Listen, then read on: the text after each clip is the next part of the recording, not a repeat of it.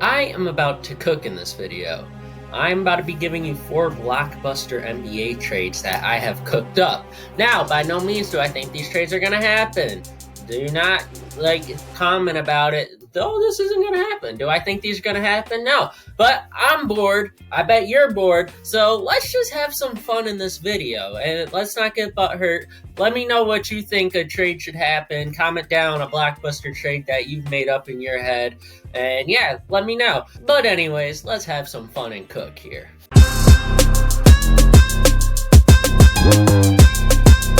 Blockbuster number 1 is involving the Miami Heat, who are finally trading Tyler Hero. And in this trade, the Heat are trading Tyler Hero and Duncan Robinson, while they receive Spencer Dinwiddie and Dorian Finney-Smith and potentially some draft capital. Now I know, Miami, it's not Damian Lillard and it's not Bradley Beal. However, you get a lead guard playmaker in Spencer Dinwiddie to run the point, and you get Dorian Finney-Smith, who is one of the best 3-and-D players in the NBA. Miami's starting lineup would look like Dinwiddie at the 1, Josh Richardson at the 2, Butler at the 3, Finney-Smith at the 4, and Bam at the 5. Obviously, they still lack depth, but I think Dinwiddie and DFS are a significant upgrade compared to Gabe Vincent and Max Strus, in my personal opinion. And I think this trade is a must for Miami because Tyler Hero is not what they need from a starting lead guard. And Duncan Robinson hardly plays anyways. So I think Miami gets exactly what they need out of this trade. Now, I know Tyler Hero is a better scorer, but they need playmaking. They don't need scoring, they need playmaking. Now, from the Nets' perspective, you look at their roster and you see they have a bunch of quality defenders and three-point shooters, but they do not have that one guy that can get a bucket. Tyler Hero is a guy that can come in and score at a high level, and they won't have any problem hiding him on defense because they have Mikal Bridges, Cam Johnson, Nick Claxton, and hopefully a healthy Ben Simmons surrounding him. Tyler Hero could come in and be the go-to scoring option that can help the Nets be a very sneaky team in the East. Personally, I love this trade for both sides, but I know it won't happen. But what are your thoughts on it? Now, I know you're probably thinking to yourself, what about draft compensation? The Nets should be giving up picks or vice versa. I personally don't care about draft compensation in this video, except for the next trade, because I'm looking at it as these moves are just to be moves to help this team elevate itself this upcoming year. And I'm not thinking too far into the future. I just want to fix their rosters by making these trades. But that's why there's no draft capital. You can say whatever draft capital you want. I'm not a fan of draft pick trading. That's just my personal opinion. But yeah, that's why there's no picks. And for the next trade, blockbuster number 2.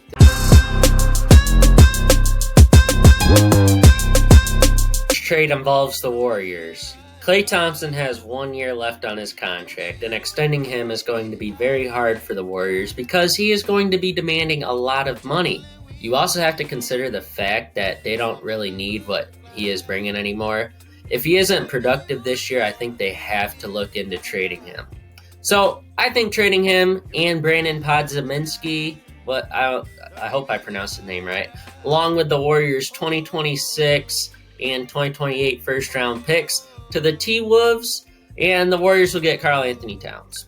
The Warriors desperately need a big, and it's very helpful that Cat can space the floor, and that's honestly what I think the Warriors ultimately want, someone that can play big and space the floor. And their lineup would look like CP3 at the 1, Curry at the 2, and Wiggins at the 3, Draymond at the 4, and Cat at the 5. Their bench would also be very deep as they have all their wings and Kevon Looney. This would solve all the Warriors' problems in one move. Cat also has 5 years on his contract, so they wouldn't need to worry about extending him, and they would have the core of Steph, Wiggins, Draymond, and Cat for at least the next 3 years. For the Timberwolves side of the things, this effectively ends the Rudy Gobert, Karl Anthony Towns double big lineup in Minnesota. And I think all of us NBA fans know that this is probably something that's going to need to happen sooner rather than later because Anthony Edwards is up-and-coming superstar, and they need to start building around him. Now, I know Klay Thompson only has 1 year left, The Timberwolves don't need to specifically worry about re-signing Clay, but now they have opened up so much money if they don't re-sign him, and they can get somebody that fits really well next to Anthony Edwards. And their lineup for this year after the trade would be Mike Conley, Anthony Edwards, Klay Thompson, Jaden McDaniels, and Rudy Gobert, plus all their other bench players, especially Naz Reid. This lineup would be more balanced and I think would allow them to be more competitive in a loaded West. They also get at the very, very least, 2 first-round picks and a young player, which is Brandon Podziemski. And this trade allows for the T-Wolves to take a step in the right direction after taking a huge step backwards due to the Rudy Gobert trade. Win-win trade in my eyes. For blockbuster number 3, I have a 3-team deal. 3-3. You see what I did there? You probably don't care. But anyways, all 3 of these teams were eliminated early if they even made the playoffs, which one didn't. But I think all 3 teams involved will really benefit and elevate from this deal. And it's not really a blockbuster since there's no big name players. But anyways, in the deal, I have DeAndre Hunter going to the Cleveland Cavaliers, the Hawks acquiring Jarrett Allen and the talents of Tim Hardaway Jr., which those talents of course, 3-point shooting. And the Mavericks get Clint Capella from the Hawks. Let's all just be honest here. The Cavs need a lockdown perimeter player because Max Strus's perimeter defense is a little bit overrated. However, Strus can hold his own against NBA power forwards. So with that being said, the Cavs lineup would look like Darius Garland, Donovan Mitchell at the guard spots, Max Strus and Hunter at the forward spots, and then Evan Mobley at the center. And I like that a lot better than 2 7-footers and 2 6'1" guards personally, but that's just my personal opinion. I do not like double big lineups. I do not think they're effective unless it's Tim Duncan and David Robinson. The Mavs get Clint Capella, and he is obviously a huge step up from Dwight Powell and Derek Lively as of right now. Derek Lively could be great, who knows. As of right now, Clint Capella is a better option. Then you got Luka, Kyrie, Prosper, I think. I don't even know. And then Grant Williams and Capella. I think this lineup is significantly better with Capella's interior defense and overall presence than it was prior. The Hawks' biggest problem has been that they can't shoot outside of Trae Young and Bogdan Bogdanovic. So I have them giving up Clint Capella and replacing him with Jarrett Allen, who is still a quality center who can defend. I mean, I don't really think there's a significant drop-off there. Less presence, though, definitely. But they also add Tim Hardaway Jr. to help them space the floor. And he's perfect coming off the bench. I do not know specifically what the Hawks lineup would be outside of Trae Young, DeJounte Murray, and Jarrett Allen, but for this I got Sadiq Bey and Jalen Johnson, and they also have a surplus of wings like AJ Griffin, Tim Hardaway Jr., Bogdan Bogdanovic. Any of them could start over Sadiq Bey. So yeah, who knows, but that's just this trade. I'm really curious to know what your thoughts on this trade is, so please comment down, since I really love this trade for all 3 teams. If you've been a supporter of my channel or watch a lot of my videos, you know James Harden is not my favorite player in the NBA, and he's probably top 5 least favorite player.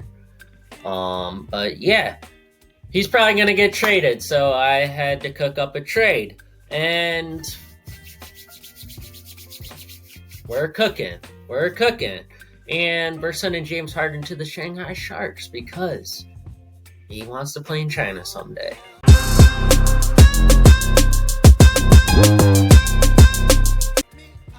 But in all seriousness, blockbuster number 4 is involving James Harden. James Harden is going to the Toronto Raptors. The Raptors wanted Dame, but they did not get him. The Raptors want to compete, but they do not have a consistent one option. Siakam is great, but they ain't winning anything with him as the number 1. James Harden, on the other hand, could be very interesting. Now, I still don't think they'll win with him, but the Raptors lineup would look pretty devastating and very, very good. It would consist of James Harden at the 1, OG Anunoby at the 2, Scotty Barnes at the 3, Pascal at the 4, and Jakob Poeltl at the 5. And the bench is, well, you can see underneath. I look at that lineup and say, okay, they are very good. Definitely not better than the Bucks or Celtics, but they are very sneaky. But the great thing about this trade is that all three players that Toronto is trading have expiring contracts or player options, just like Harden. So this trade really only impacts this season, and the Raptors are desperate to compete this year, and the Sixers are desperate to get rid of Harden. The 76ers are moving on from Harden and get Gary Trent Jr., Otto Porter Jr., and Thaddeus Young in return. Philly would have so much depth from this trade and would become even more scrappy than they already are. Depth does win games and does win some championships. And you have an MVP in Embiid who can carry the offensive load when fully healthy. So tell me why Philly won't be dangerous with this lineup. Now again, definitely not better than the Bucks or Celtics. But I'm going to say this about both teams. If they don't do anything, they're still not going to be better than the Bucks or Celtics. So who says they shouldn't take a chance and pull a trade off like this? I mean, each team would get better because James Harden ain't going to try for the 76ers this year. And the Raptors, as of right now, are just going to be a play-in team again. At most, the 5th seed. So this is honestly a trade that could just really shake up the NBA and allow these two teams to get better for this year alone. And again, these teams, all these players are on expiring contracts. So it's only this year and this year only. And I would assume that Philly could get like one first-round pick or something in exchange for Harden. But let's be honest, his market is shot. And nobody wants him. No one's willing to give up much. And it might come down to Gary Trent Jr., Otto Porter Jr., and Thaddeus Young as a package or return for James Harden. So let me know what your thought on this trade is. Obviously, the Sixers still have Maxey, but y'all saw the lineups when I had it. I'm not going to go into too much depth. I just like this trade because both teams mediocre compared to the Bucks and Celtics, and anything they do is not going to change it unless Philly acquires, I don't even know who they could acquire to put them over at this point. But y'all get what I'm trying to say. But let me know what your thoughts on all 4 of these trades are. I personally like them all. They're definitely not going to happen because I'm not a GM. I think I could be a good GM one day. But anyways, I hope you enjoyed this video.